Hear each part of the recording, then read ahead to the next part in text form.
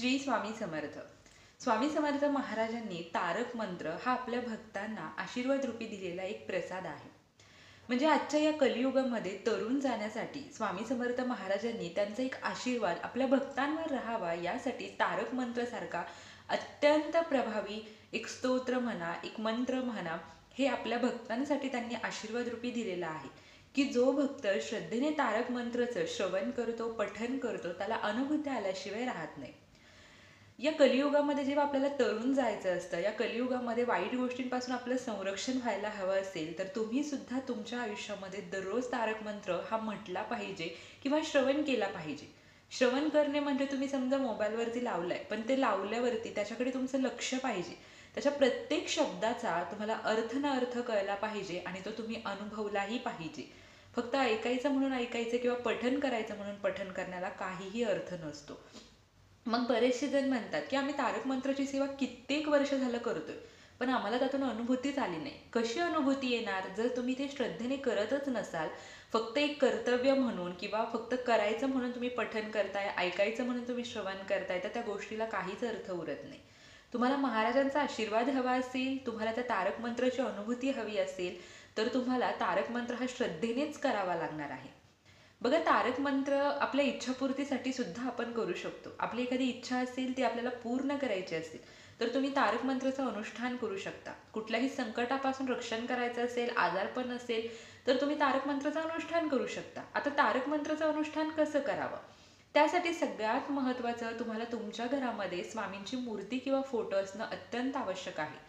स्वामींचा मूर्ती किंवा फोटो असेल, तिथे तुम्हाला आसन घेऊन बसायचं आहे. धूप, दीप, अगरबत्ती तुम्हाला लावायची आहे. महाराजांना मुजरा करायचा आहे. त्यानंतर तुम्हाला त्या ठिकाणी संकल्प करायचा आहे की हे तारक मंत्राचं जे अनुष्ठान आहे, तुम्हाला ते किती दिवसाचं करायचे.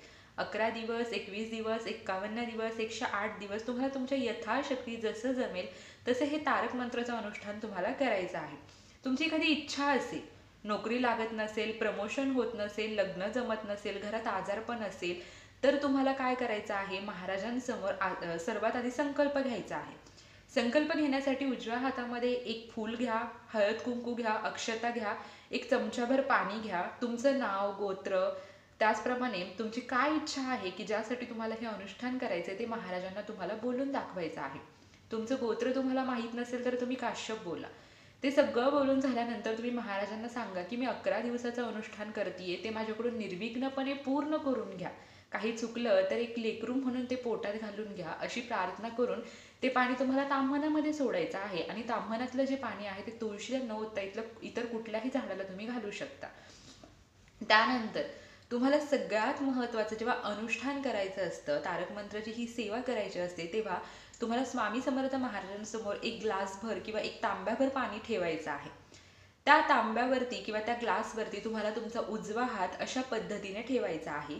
म्हणजे खाली इथे ग्लास असेल आणि तुम्ही असा उजवा हात त्याच्यावरती ठेवायचा आहे.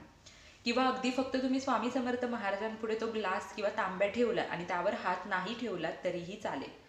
दुसरी गोष्ट, तिथे तुम्हाला एक अशी अगरबत्ती लावायची आहे की ज्या अगरबत्तीमध्ये केमिकल नसेल, आयुर्वेदिक अगरबत्ती, जी की तुम्ही खाऊही शकाल अशा पद्धतीची जी अगरबत्ती असते ती तुम्हाला तिथे लावायची आहे. ते लावून झाल्यानंतर तुम्हाला तारक मंत्र म्हणायचा आहे. तारक मंत्र तुम्हाला 11 वेळा म्हणायचा असतो. म्हणजे जसं आपण नित्यसेवेमध्ये 11 वेळा तारक मंत्र म्हणतो, त्याचप्रमाणे जेव्हा अनुष्ठान करायला जाता तेव्हा तुम्ही त्या ठिकाणी बसून 11 वेळा अगदी श्रद्धेने तुम्हाला तारक मंत्र म्हणायचा आहे. हा तारक मंत्र म्हणून झाल्यानंतर तुम्हाला परत एकदा नमस्कार करून तुमची प्रार्थना बोलून दाखवायची आहे. आणि जी अगरबत्ती आहे आपण आयुर्वेदिक लावलेली, त्याची जी विभूती आहे, ती विभूती तुम्हाला थोडीशी त्या ग्लासभर पाण्यामध्ये किंवा तांब्याभर पाण्यामध्ये टाकायची आहे. थोडी विभूती तुम्ही तुमच्या कपाळी लावा, इथे गळ्याला लावा, थोडीशी तुम्ही खाऊही शकता. आणि हे पाणी तुम्ही ज्या व्यक्तीसाठी करताय, म्हणजे तुम्ही स्वतःसाठी करताय तर ते पाणी तुम्हाला स्वतःच प्यायचं आहे. किंवा तुम्ही एखाद्या घरातल्या आजारी व्यक्तीसाठी करताय तर त्याला ते पाणी पाजायचं आहे. अशा पद्धतीने तुम्हाला त्या पाण्याचा उपयोग करायचा आहे. ते पाणी फेकून द्यायचं नाहीये. पूर्ण तुम्हाला जेवढं झेपेल तेवढंच पाणी तुम्ही त्या ठिकाणी घेऊ शकता. अनुष्ठान करत असताना आज जर तुम्ही सकाळी सेवा करताय तर कंटिन्यू 11 दिवस तुम्हाला सकाळीच सेवा करायची आहे. त्याच टायमिंगला तुम्हाला बसायचं आहे.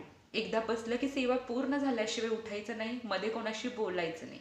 आणि जेव्हा तुम्ही हे तारक मंत्राचं अनुष्ठान कराल तेव्हा नॉनव्हेज खाऊ नका. बाकी तुम्हाला कुठलेही नियम नाही आहेत. तर बघा, जो व्यक्ती, जो भक्त श्रद्धेने तारक मंत्राचं अनुष्ठान करतो, सेवा करतो, त्याला अनुभूती आल्याशिवाय राहणार नाही. आता तारक मंत्र कोणता? निशंक होई रे मना, निर्भय होई रे मना, प्रचंड स्वामी पाठीशी, नित्य आहे रे मना. अतर्क्य अवधूत हे स्मरतो आम्ही, अशक्य हि शक्य करतील स्वामी. जिथे स्वामी चरण तिथे न्यून काय, स्वये भक्त प्रारब्ध घडवी ही माय. आज्ञेविन काय हि नाने त्याला, परलोकी ना भीती तयाला. अशक्य हि शक्य करतील स्वामी. उगाची भीतोसी भय हे पळू दे, वसी अंतरी स्वामी शक्ती कळू दे.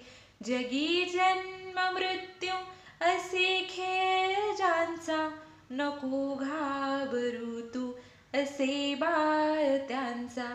अशक्य हि शक्य करतील स्वामी.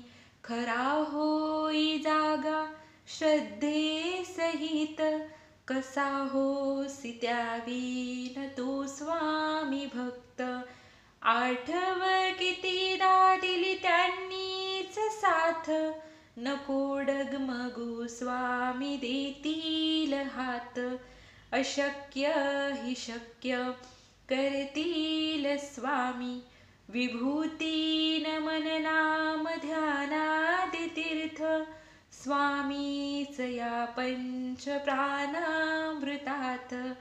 हे तीर्थ घे आठवी रे प्रचिती, न सोडती कदा तया स्वामी घेती हाती.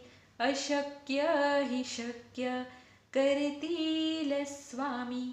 अशक्य हि शक्य करतील स्वामी. अशक्य हि शक्य करतील स्वामी. श्री स्वामी समर्थ. जय जय स्वामी समर्थ. तर स्वामींचा हा अतिशय मधुर आणि सुंदर असा जे तारक मंत्र आहे ते तुम्ही सुद्धा तुमच्या आयुष्यामध्ये दररोज पठण करा, श्रवण करा आणि त्याची अनुभूती घ्या. दररोज एकदा का होईना पण श्रद्धेने नक्की करा. बघा, तुम्हाला अनुभूती आल्याशिवाय राहणार नाही. तुमच्या भोवती एक संरक्षण कवच तयार होईल, जिथे तुमचं सर्व संकटांपासून रक्षण होईल. संकट आली तरी त्याची झळ तुम्हाला बसणार नाही. तुमची इच्छापूर्ती होईल. तुमच्यातले वाईट दोष, नकारात्मकता निघून जाईल. आजारपण निघून जाईल. तुमच्या इच्छा पूर्ण होतील. तर महाराजांनी दिलेला हा तारक मंत्र सर्वांनी आपल्या आयुष्यामध्ये नक्की आचरणात आणा आणि त्याचे अनुभव घ्या. झालेली सेवा मी महाराजांच्या चरणी अर्पण करते. व्हिडिओ आवडला असेल तर लाईक, शेअर, कमेंट नक्की करा. Shri Swami Samarth. Bless you all.